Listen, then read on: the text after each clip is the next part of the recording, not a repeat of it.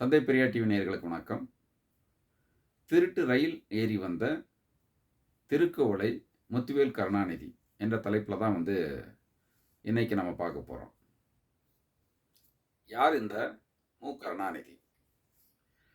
1924ல திருக்குவளை என்ற ஒரு கிராமத்தில கலைஞர் கருணாநிதி பிறந்தார்.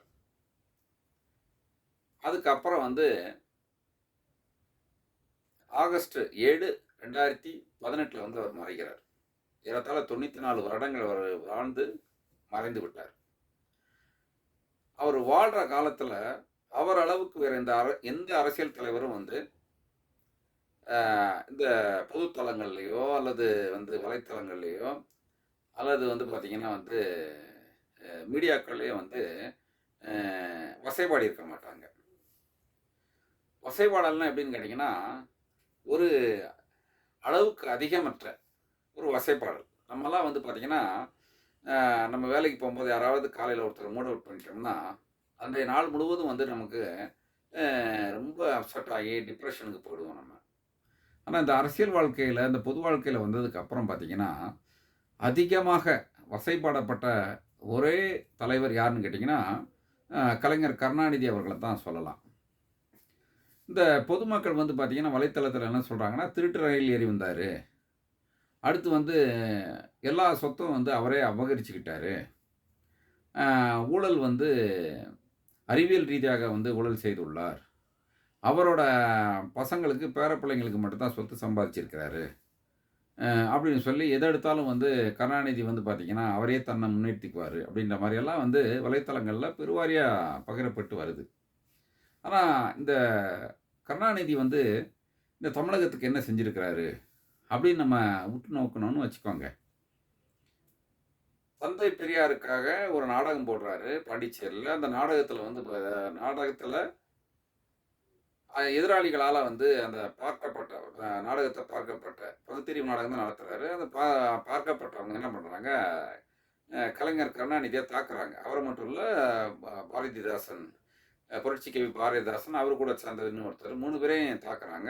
அவங்க 2 பேரும் ஓடி ஒளிஞ்சிக்கிறாங்க. ஆனால் கலைஞர் பார்த்தீங்கன்னா, எதிரிகளால் தாக்கப்பட்டு சாக்கடையில் தள்ளி விட்டு, இதுக்கு மேலே அவர் உயிரை வாழ மாட்டாருன்னு சொல்லிட்டு தள்ளி விட்டு போயிடுறாங்க. அங்கே ஒரு பெண்மணி எடுத்து அவரை மருத்துவமனையில் சேர்த்து, அதுக்கப்புறம் தந்தை பெரியார் கவனத்துக்கு அவர் ஈர்க்கப்படுறார். அப்புறம் தந்தை பெரியார் அவரோட காயத்துக்கு மருந்து போட்டு அவரோட குடியரசு பத்திரிகையில் அவரை கூட ஒரு துணை ஆசிரியராக சேர்த்துக்கிறார். இப்படி தான் கலைஞர் கருணாநிதியோட இளமை காலம் ஆரம்பிக்குது. அதுக்கப்புறம் அண்ணாவோட அறிமுகம் ஏற்படுது. திரைத்துறையில் அவர் நிறைய படங்களுக்கு வசனம் எழுதுகிறார், பாடல் எழுதுகிறார். இப்படி ஒரு பன்முக திறமையாளராக ஜொலிக்கிறார். இவருக்கு பகுத்தறிவு எப்படி இந்த பகுத்தறிவுக்குள்ளே வந்தார் அப்படின்னு பார்த்தீங்கன்னா, பட்டுக்கோட்டை அழகிரி என்ற ஒரு பெரும் பேச்சாளர், பெரும் பகுத்தறிவாதி, பெரும் பெரியாரிஸ்ட்னால அவர் அவர் மேடையில் பேசுகிறதெல்லாம் கேட்டு அதன் மூலமாக ஈர்க்கப்பட்டு தான் அந்த பகுத்தறிவுக்குள்ளே பயணிக்கிறார். அப்படி தான் அந்த நாடகமெல்லாம் பாண்டிச்சேரியில் போட்டு அந்த பிரச்சனையெல்லாம் ஆனது. அதுக்கப்புறம் பார்த்தீங்கன்னா, 1949ல் அறிஞர் அண்ணா பெரியாரை பிரிஞ்சு திராவிட முன்னேற்ற கழகம்னு சொல்லி ஒரு கட்சி ஆரம்பிக்கிறாரு. அந்த கட்சியில் கலைஞர் கருணாநிதி, நாவலர் நெடுஞ்செழியன், பேராசிரியர் அன்பழகன், அப்புறம் கே.ஏ. மதியழகன், ஈ.வி.கே. சம்பத் எல்லாருமே கூட பயணிக்கிறாங்க. எல்லாமே சின்ன சின்ன பசங்க, எல்லாமே வாலிப பசங்க, 25 வயசு, 21 வயசு இந்த மாதிரி உள்ள காலகட்டத்தில் தான் அண்ணாவோட சேர்ந்து பயணிக்கிறாங்க. அண்ணாவுக்கு மட்டும்தான் அந்த குழுவிலே 40 வயது. அதுக்கப்புறம் பார்த்தீங்கன்னா, 1967ல் அண்ணா முதலமைச்சராக பதவி ஏற்கிறாரு.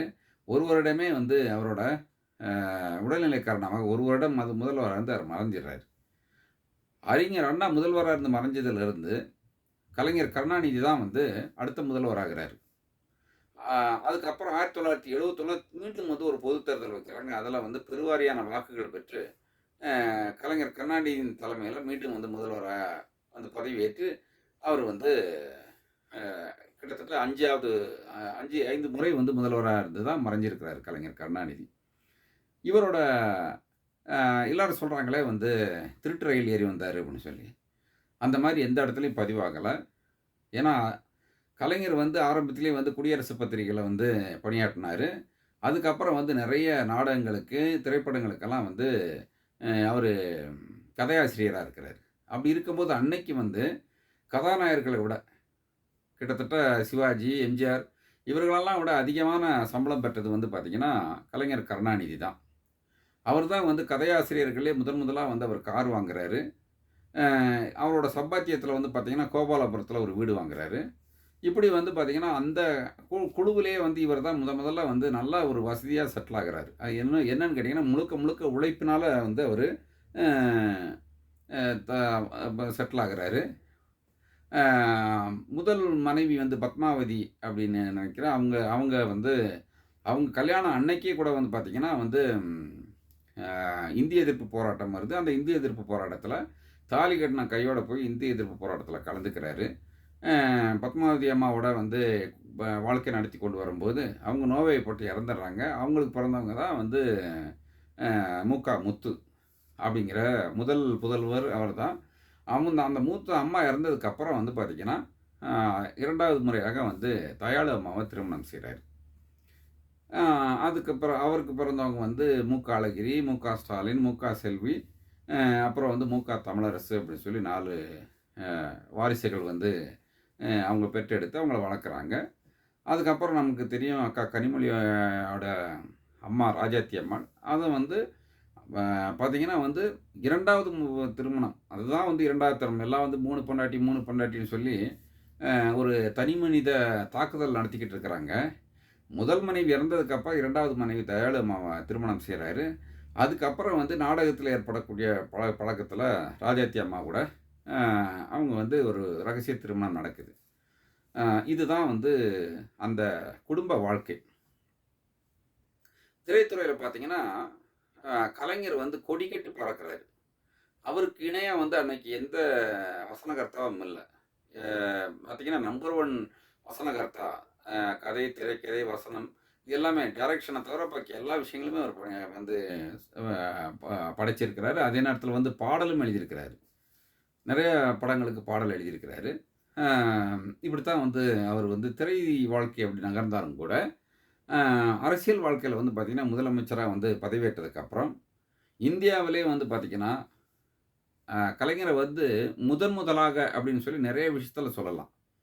ஃபர்ஸ்ட்டு முதலாக என்பது வந்து 1929ல வந்து நம்ம தந்தை பெரியார் வந்து ஒரு பெரிய மாநாடு நடத்துறாரு. அந்த மாநாட்ல வந்து பெண்களுக்கான முன்னுரிமைகள் வழங்கணும்னு சொல்லி அந்த மாநாட்ல வந்து தீர்மானம் நிறைவேத்துறாங்க. அது என்னன்னு கேட்டீங்கன்னா, அ பெண்களுக்கு சொத்தில் சமபங்கு, ஊராட்சி மன்ற தலைவராக, அ தொடக்கப்பள்ளி ஆசிரியராக, இந்த மாரி வந்து நெறைய விஷயங்கள் சொத்தில் சமபங்கு இந்த மாரி உள்ள விஷயங்கள்லாம் வந்து பெண்களுக்கான முன்னுரிமை வழங்கப்படணும்.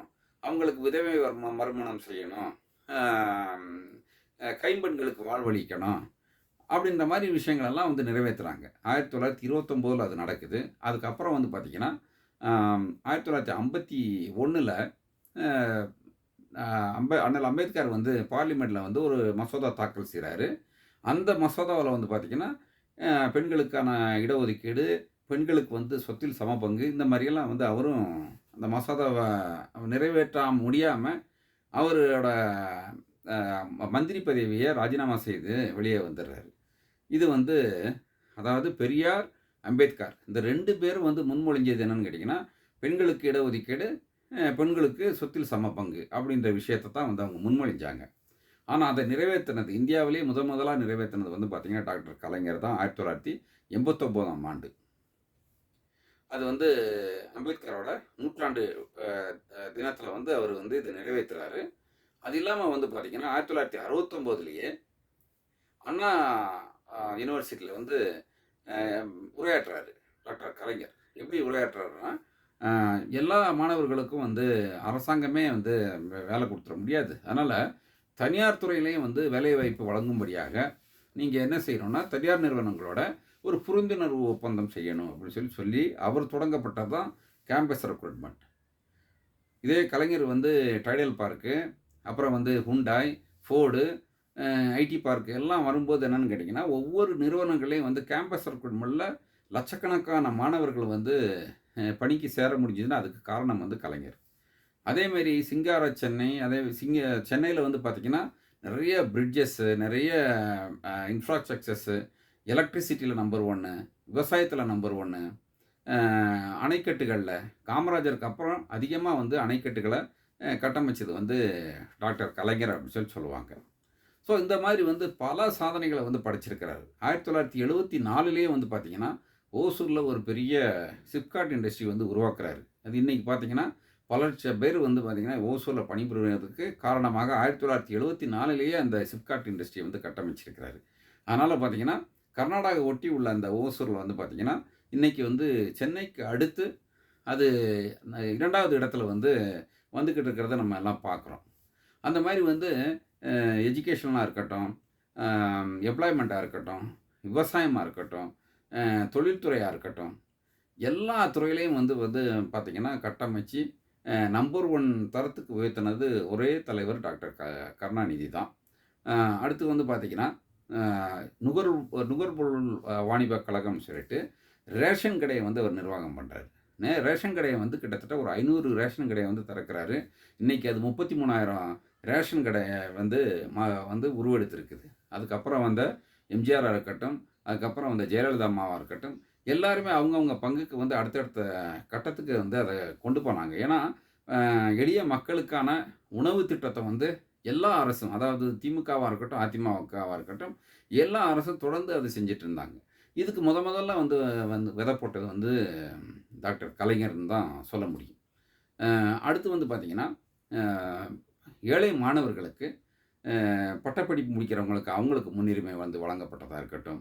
அதே நேரத்தில என்ட்ரன்ஸ் எக்ஸாம் சொல்றோம் இல்லையா? நுழைவுத் தேர்வு வந்து மெடிக்கலு, இன்ஜினியரிங் இதெல்லாம் வந்து அவர் ரத்து பண்ணி வச்சிருந்தாரு. ஏன்னா, நுழைவுத் தேர்வுக்கு வந்துட்டு ஒரு தனியா இன்ஸ்டிடியூஷன் போய் கத்துக்கிட்டு, அவங்களுக்கு வந்து காசு செலவு பண்ணி வர அளவுக்கு வந்து ஏழை மாணவர்களுக்கு வந்து வசதி இருக்காது.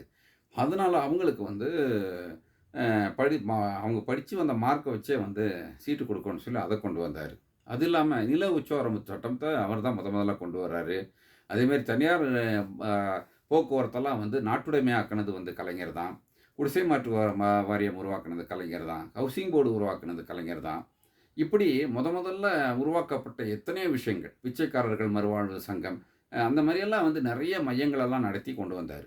கலைஞர் வந்து தான் வந்து குடிச்சு, இந்த இன்னைக்கு இருக்கிற சமூகத்தெல்லாம் கெடுத்துட்டாரு அப்படின்னு சொன்னாங்க.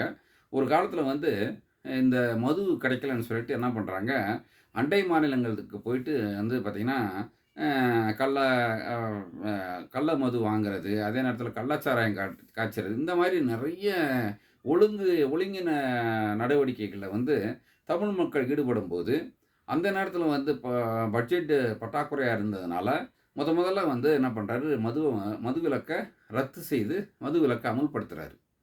ஆனா, அது 1974ல மீண்டும் வந்து அது எல்லாத்தையும் மூடிறாரு. அப்போ 1974ல மூடுனதுக்கப்புறம், அதுக்கப்புறம் யார் திறந்தாங்கன்னு இதுவரைக்கும் யாருமே சொல்ல மாட்டேங்கிறாங்க. அப்போ இது என்னன்னா வந்து திட்டமிட்டு டாக்டர் கலைஞர் அப்படின்ற ஒரு கலைஞர் கருணாநிதி, அந்த கருணாநிதி மேல வந்து எல்லாரும் பழி போடணும். இன்னும் சொல்லப்போனா, கலைஞர் கருணாநிதி மூலமா தான் என்ன மாரி ஆளுங்கலாம் படிச்சு, வேலைக்கு போயி, இன்னைக்கு ஓரளவுக்கு ஒரு நிலைக்கு வந்திருக்கிறோம். அடுத்த கட்டத்த அடைஞ்சிருக்கிறேன்னா, அதுக்கு காரணம் வந்து கலைஞர் கருணாநிதி தான். ஆனா, அவர் மூலமா வந்த எல்லாருமே வந்து பார்த்தீங்கன்னா, கலைஞர் வந்து அவர் குடும்பத்துக்கு சொத்து சேர்த்துட்டாரு.